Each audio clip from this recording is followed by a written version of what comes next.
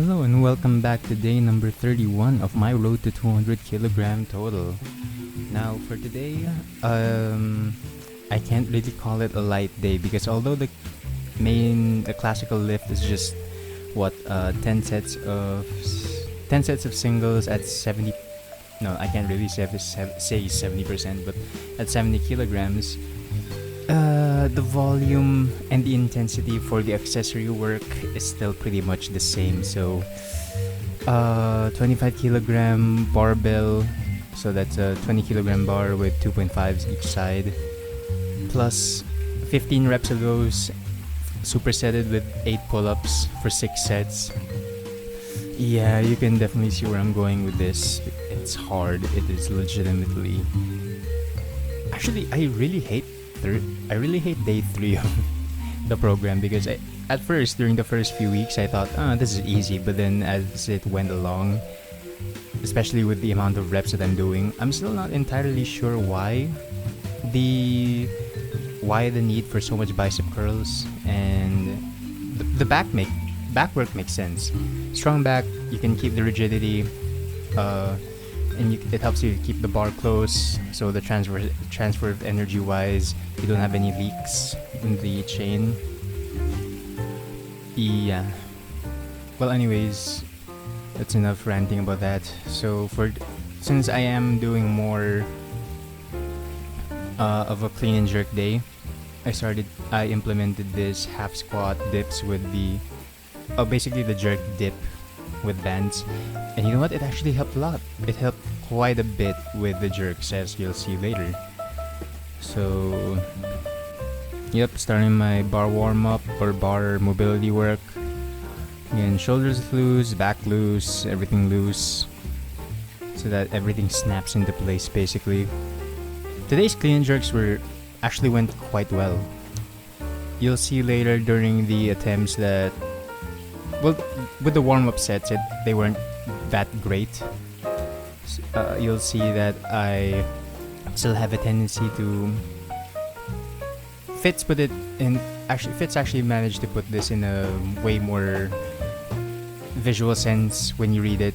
So instead of going on the train track where one foot goes where your front foot would go more outward, basically your feet go more outward, I tend to go in a straight line, either a straight line or basically go into as if you're walking on a tightrope or you're doing a lunge, which is really not ideal for the jerk position, because the reason why your feet go outwards during the jerk is so that you can have a wider base of support.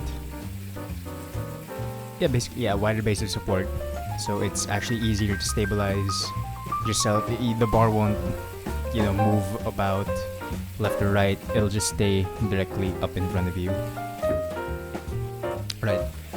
Something that I realized as I was warming up for the clean and jerks is that, well, actually I realized it also last week.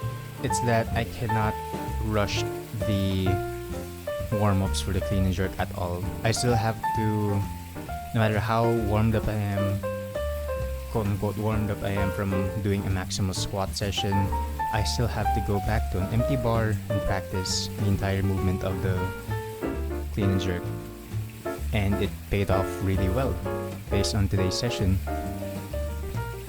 Alright, here we go. See the jerk here. A little rock back on the heels during the clean. Right, good jerk. Front foot was a little behind. Much better. Alright, let's see. 50 kilos. Boom.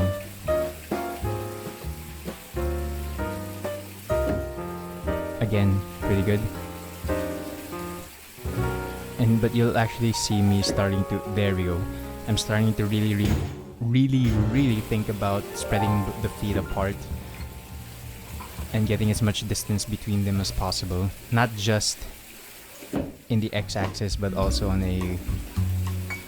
basically the 45-degree angle. You're increasing that. Anyway, here's the first working set, and I was really surprised at how well, just literally just thinking about it, made a difference in how I lifted it. Jerks were pretty much solid for today. Beautiful. I still have a tendency though of observe my front foot. It actually goes to the edge, the outer edge a lot. Well, maybe not on that set, but here you'll see it. You'll definitely see it here. Good, clean. There we go. And by the way, since this was pretty light and the goal for this week was on work capacity, I kept the rest time pretty low.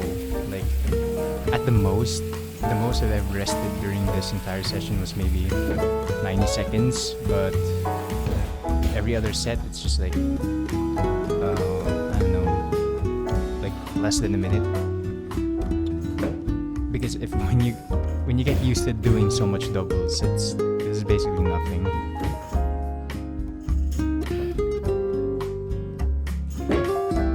Really nice. I'm loving the way my jerks are looking right now.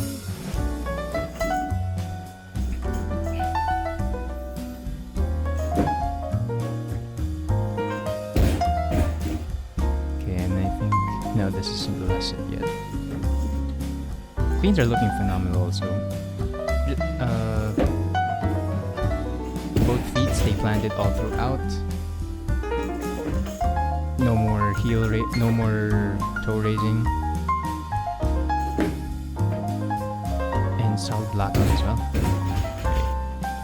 Oh, here we go. Yeah, this was hell, guys. Like, I can't even imagine. Actually, just thinking about it now, a few hours later after doing this session, I'm still wondering why am I doing so much freaking bicep curls. I don't know. Is bicep curl or bicep tears a thing? Because I know you can definitely tear your bicep during a heavy deadlift, but I'm nowhere near the weight that I did before when I was at my peak for powerlifting, which was a 214 kilo deadlift. But yeah, and that was also with straight arms, by the way. I don't really have an early arm bend either, so I'm not. Well, I know.